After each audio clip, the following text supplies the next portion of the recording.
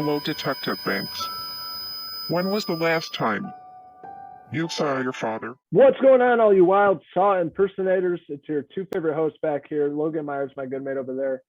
I'm Henry Hill, and we are here to talk about the anticipated, everybody's been looking forward to seeing the return of Jigsaw and the Saw franchise. Well, not everybody. Can't say that I've seen the past five or so, but we're talking about the Saw movies, and this is the ninth entry into the franchise. We're talking about Spiral from the Book of Saw.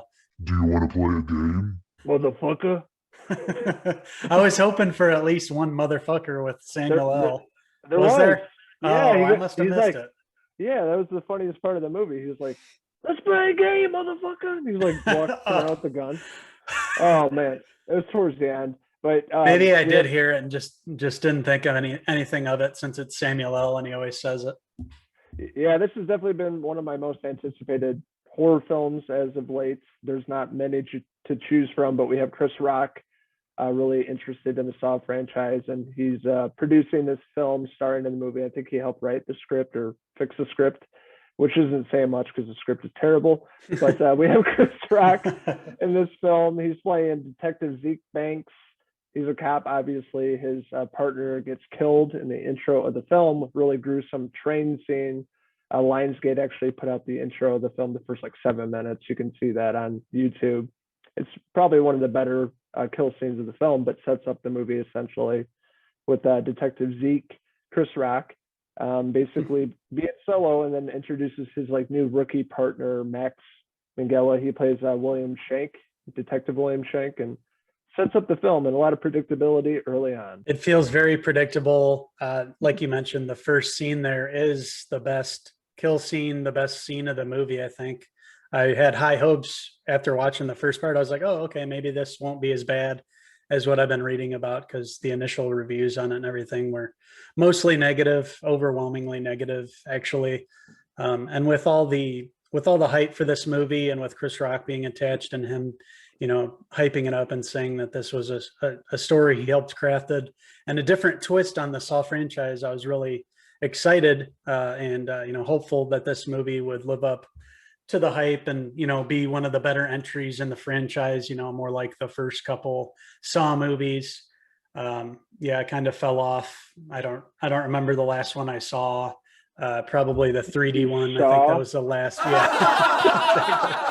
That was the last one I watched, was the 3D one. So it had been a while. So it felt very predictable. It felt just exactly like the rest of them, really. Nothing really new.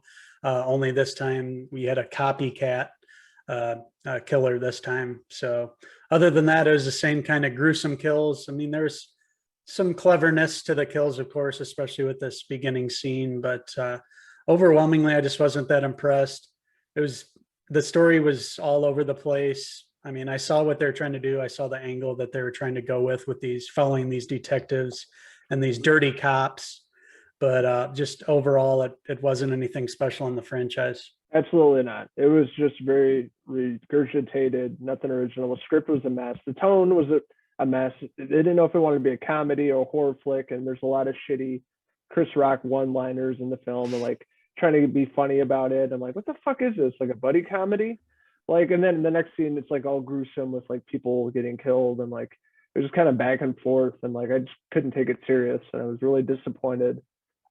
Hearing about this a year back, Lionsgate putting out another Saw film, maybe rejuvenating the franchise for a new generation, with Chris Rock at the leading this, but it failed miserably, and you could tell there's a lot of editing to it as well, and just it didn't work for me. The kills in the Saw franchise are hilarious because it's these really intricate death traps that they make with all these gears grinding and everything. It's just like, who would have the time to set all these up? Set one of them up, let alone how many ever we see throughout the movies, the 10 or so. It's just like, this would take forever to set up. All these kills are so intricate. It would just the detail that goes into it. There's no way that one person could do all this. And of course, we have to suspend the belief and watch what happens on the screen. They just try to be clever with the kills here. We see some things with glass, but nothing felt too crazy that we hadn't seen before. the beginning kill was the coolest one, which involved ripping a tongue out and basically, half the guy's face coming out in the beginning there. But yeah, it just felt all over the place. Tonally, it tried to be comedic at times, and then it would switch back and forth between the horror. And another thing that I really didn't like about this was we didn't have the same voice for the Yeah. killer, and the recordings and everything. It just sounded weird. It sounded like a high pitched, like a guy voice. It didn't sound anything like the menacing kind of Jigsaw voice that we're used to. So I really didn't like that either. It sounded like Siri. That's what it reminded me of, like a robotic Siri. Hello, Zeke. Tonight, we're going to play a game. And you're going to abide by these rules, or I will rip your eyes out. I don't know. Sound good, sport? Okay, let's play. Yeah. Yeah, It was that. And I totally predicted who the killer was, like 5 minutes in the movie. It was so easy. I'm not even good at doing that anymore. Molly is. She like predicts what's going to happen at the end. And this movie, I'm like, it's that guy or that person. And I'm like, yep, it was. Sure as hell was. And talk about a weak ass villain. Come on, seriously. There were so many plot holes. And like this person, I would have whipped their ass. I'm like, they're not a big or menacing. Like Tobin Bell was kind of menacing in the original films, playing Jigsaw. He's just a creepy guy. He has a creepy voice. This villain was laughable. I'm like, this is what we get. They've been taking the past 2 years for this shit. Sloppy writing, just sloppy across the board, and pisses me off. So sloppy, so predictable. You could see where it was going to go right away. I was hoping that there'd be some big surprise at the end where maybe we'd get to see Tobin Bell, but we don't even get to see that really. We see the copycat murders and everything. We see him, the murdered, obviously try to replicate what he did. And in the end scene when Zeke and the killer are face to face, it's also laughable because the killer thinks that he's going to change Zeke's mind and like get him on his side. Kind of after all these killings happen, he's like, okay, Zeke, you see what I'm doing. Now you're on my side, right? It's just laughable. It was bad. Yeah, I was not impressed at all. This wasn't the horror movie that I was hoping for to start out the new year, and post-pandemic, we needed a good horror film. This was not it, so we'll have to wait a few more days anyway until Army of the Dead. But yeah, overall, just very disappointed in it. Besides a few clever kills in there, I just never got attached to any of the characters or cared about anybody, let alone Chris Rock.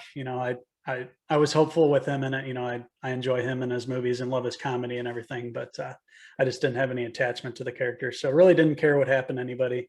Not that you really have to in the Saw movies, but they definitely swung and missed on this one, especially with all their promises that this was going to be something totally new and would reignite the franchise. And this was going to be the start of it. It just fell apart. Yeah, it was just a punch in the balls pretty much all across the board. So lackluster, so repetitive, generic. We've seen it before. The best parts of the film, like you said, were the kill scenes. A few really good ones, being the train and the glass scene at the end, broken glass and like industrial fan that was pretty gruesome. That was good. Samuel L. Jackson, we haven't talked about him. He's in it for like 5 minutes. He plays so underused. Yeah, they could have made the whole movie with just him, and if it was him and Chris Rock together, it would have made the movie so much better. More of a dynamic between the two with them playing father and son. But yeah, he's in for a couple scenes, and that's it. That's all we see of him. So yeah, that's where they went wrong with the script, is just maybe focusing on the retired cop and his dad, Marcus Spank, Samuel L. Jackson. Maybe dealing with the Jigsaw killer back in the day, and then Zeke's taking over, and investigating the copycat. They work together. That would have been awesome.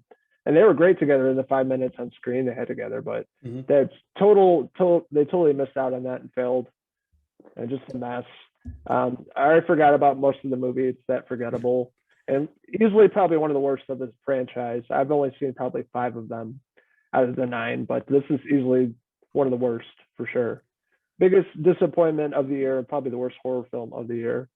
So pissed off, so shitty, don't waste your time on it. So that being said, I'm giving Spiral a 2 out of 5 Chris Rock hair pieces. I was thoroughly disappointed in this. They dropped the ball. Having Chris Rock and Samuel L. Jackson, it should have been more than it was. They had some talent there, more so than the past how many ever sequels that we've seen. We haven't seen this big talent attached. They had a chance to reignite the franchise here, give it a better story. They should have, with all the time they had, and plus the postponement, they should have shorted up better than they did. But yeah, just there was no saving this. It was just bad. It wasn't anything original or anything about this, and the killer was so lackluster, very forgettable.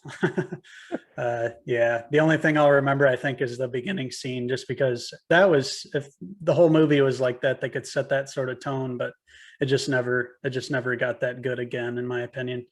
So yeah, I'm also going to give this a low score. I'm giving Spiral from the Book of Saw a 2.5 out of 5 jigsaw hair pieces.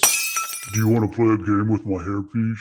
So moving forward, we do have some actually good horror flicks coming out. Some that have had positive reviews. Army of the Dead, Zack Snyder's brand new film coming out this Friday. Netflix. Henry and I will be talking about that, reviewing that film probably this weekend. I can't wait for that. Yes.